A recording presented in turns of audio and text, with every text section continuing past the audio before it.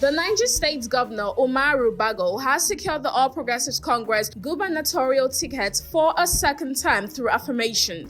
Hi, welcome to What's Happening. These are our top 10 stories countdown today. At number 10, Ghana said Thursday it has delayed the evacuation of more than 800 of its citizens from South Africa after a viral video showing the alleged assault of a Ghanaian man triggered outrage. The footage showing the attack on Emmanuel Asamoah, a Ghanaian living in South Africa, circulated wildly on social media during the latest wave of xenophobic violence targeting foreign nationals in the country. The Ghanaian Foreign Ministry said earlier this month that it was evacuating citizens from South Africa as a result. Some 800 Ghanaians were to be evacuated starting Thursday, but the process was delayed because of the large numbers of evacuees and legal clearance procedures required by South Africa, the ministry said. At number 9, Wiki Tourist FC has announced the death of its defender Kebbi Mohammed following a fatal auto crash along the Zaria to Gusau Road. The club disclosed this in a statement posted on its official Facebook handle on Thursday. The club stated that the defender joined Wiki Tourist from Lobby Stars FC during the ongoing 2025 to 2026 Nigeria Premier Football League season and quickly established himself as a key member of the team's defense. According to the statement, Mohammed was admired for his commitment, discipline, and passion for the game. At number 8, the Nigeria Security and Civil Defense Corps Edo State Command has deployed 1,542 personnel across the state to ensure adequate security during the 2026 Eid el-Kabir celebration. The commandant of the corps in the state, Mr. Saidi Akintayo, disclosed this during a news conference on Friday in Benin. Akintayo said the deployment was in line with the directive of the Commandant General of the Corps, Ahmed Audi. This, the commandant said, aimed at ensuring peaceful, safe, and hitch-free celebration across the 3 senatorial districts of the state. At number 7, the Federal High Court in Abuja on Friday struck out a suit seeking to stop Senator Ireti Kingibe from participating in all activities of the African Democratic Congress following her suspension from the party by the Wuse Ward executive in Abuja. Senator Kingibe, who represents the Federal Capital Territory in the Senate, was said to have been suspended on March 10th by the Wuse Ward executive, with the action allegedly ratified by 2/3 of the party leaders over the allegations of anti-party activities and disregard for the constitution of the ADC. At number 6, the defense headquarters has said the recent kidnap incident in Oyo State was carried out by terrorists displaced from other parts of the country following intensified military operations. In a statement signed by the Director of Defense Media Operations, Major General Michael Onoja, the DHQ said the attackers behind the Oyo abduction were members of the Jama'atu al-Lis Sunau leader Awati, while Jihad terrorist group displaced by sustained military offensives across the country. The DHQ denied reports suggesting it referred to terrorists operating in the southwest as ordinary criminals, insisting that such interpretations were inaccurate and misleading. At number 5, the Nigerian National Petroleum Company Limited and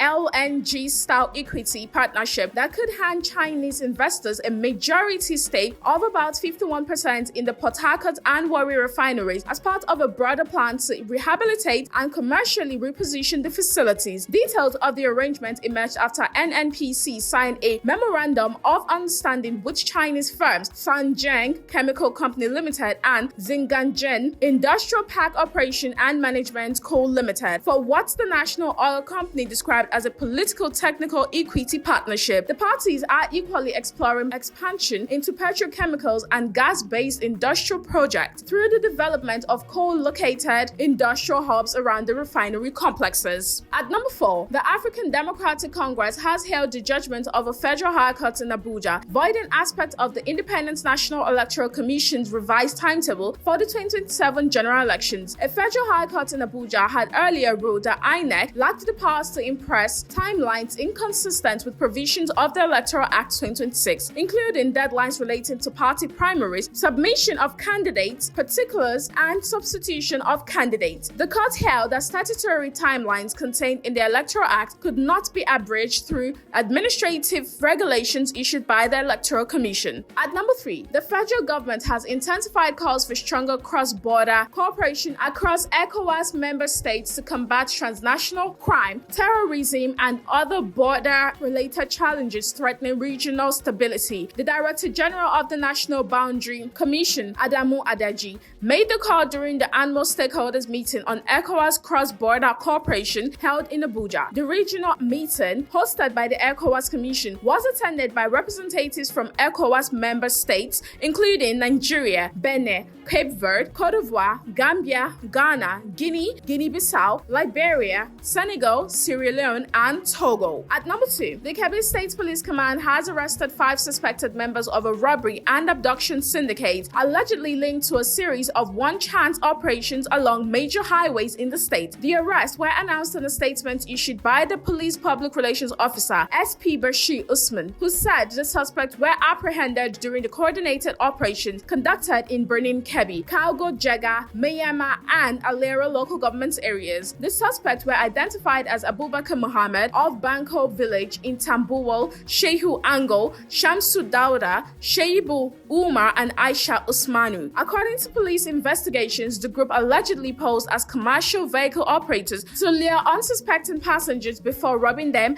at gunpoint and abandoning them in isolated locations. At number 1, the Niger State Governor Umaru Bago has secured the All Progressives Congress gubernatorial ticket for a second term through affirmation. The affirmation event was held at the APC Secretariat in Minna, Niger State capital. The governor emerged unopposed after APC card-carrying members from all 277 wards across the state unanimously endorsed him as their sole candidate for the 2027 governorship election in Niger State. Chairman of the APC Primary Election Committee, Danladi Muhammad, said the committee was sent by the APC national headquarters to conduct the governorship primary in Niger State and affirmed Governor Bago through a consensus. That's all for today. See you next time on What's Happening.